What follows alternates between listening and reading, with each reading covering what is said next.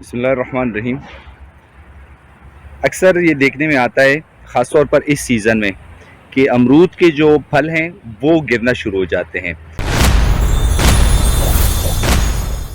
اگر یہ سائز ہے امرود کی پھل کی تقریباً لیمن کے سائز کے، تو اکثر جگہوں پہ جو کمپلینٹس آتی ہیں وہ یہ ہیں کہ امرود کے جو پھل ہیں وہ گر رہے ہیں۔ یہاں پہ اگر ہم دیکھ لیں اس طرح کہ آپ کو یہ نظر آ رہے ہیں، یہ بھی ہیں دیکھ لیں، تو اس کی ریزن کیا ہے؟ کیونکہ کافی سارے جو امرود کے گروورز ہیں ان کے لیے یہ ایک پریشانی کا سبب ہوتا ہے۔ ظاہر ہے آرچارڈ ہوتا ہے، انکم ایک سورس ہوتی ہے انکم کی، اور اگر اس طرح کے جو پھل ہیں وہ گرنے لگ جائیں، فروٹ ڈراپنگ ہوتی ہے امرود کی،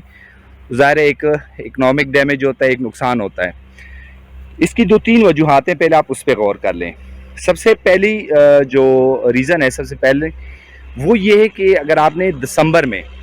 جو ایک ریکمینڈڈ ڈوز ہے فرٹیلائزر کی، اگر وہ آپ نے اپلائی کی ہے تو پھر آپ کی جو پودا ہے وہ طاقت میں ہوگا، اس کو خوراک ملی ہوگی، اور وہ جو ہے یہ والا مسئلہ جو ہے اس میں نہیں آئے گا کافی حد تک۔ اس کو جو پراپر فرٹیلائزر ریکمنڈیشنز ہیں اس کے مطابق آپ نے اس میں دسمبر میں آپ نے خوراک دی ہے تو پھر فروٹ ڈراپنگ جو ہے وہ نہیں ہوگی۔ اچھا، اب اگر آپ نے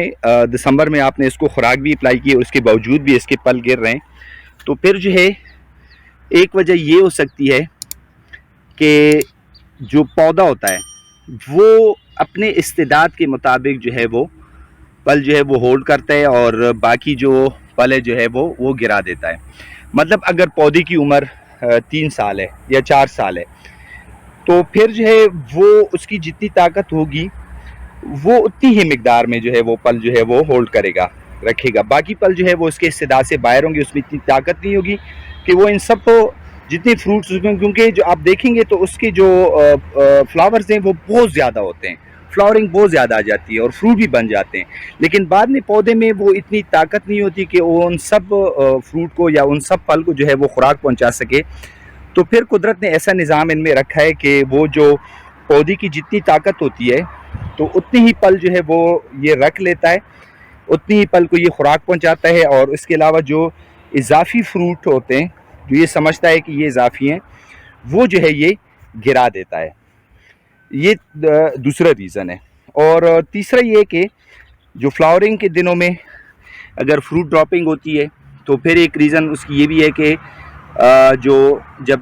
فلاورز اس پہ ہوتے ہیں، جب پھول ہوتے ہیں اس پہ، اس وقت اگر آپ نے اس کو اریگیشن اس کی زیادہ ہوتی ہے، آپ نے اس کو زیادہ پانی دیا ہوتا ہے، آپ اس کو پانی زیادہ دیتے ہیں، تو پھر جو ہے وہ جو فلاور ڈراپنگ ہے وہ اس وقت ہوتی ہے۔ چونکہ ابھی انتہائی موسم شدید گرم ہے، اگر آپ نے irregular اریگیشن آپ کرتے ہیں، مطلب کبھی آپ زیادہ 1 ہفتے کے بعد پانی دیتے ہیں، کبھی آپ جو ہے 2 دن بعد پانی دیتے ہیں، تو یہ جو irregular انٹرول آف اریگیشن ہے یہ بھی جو ہے فروٹ ڈراپنگ میں جو ہے وہ اپنا کردار ادا کرتی ہے۔ تو لہٰذا 3-4 جو یہ ریزنز ہیں، دسمبر میں آپ اس کو پراپر بیسل ڈوز دیں، اس کو خوراک اپلائی کریں اس کے نیچے، ٹھیک ہے، پراپر پروننگ جو ہے ضروری ہے وہ آپ کریں، جو اس پہ فلاورز آ جائیں اس وقت اس کو ایکسس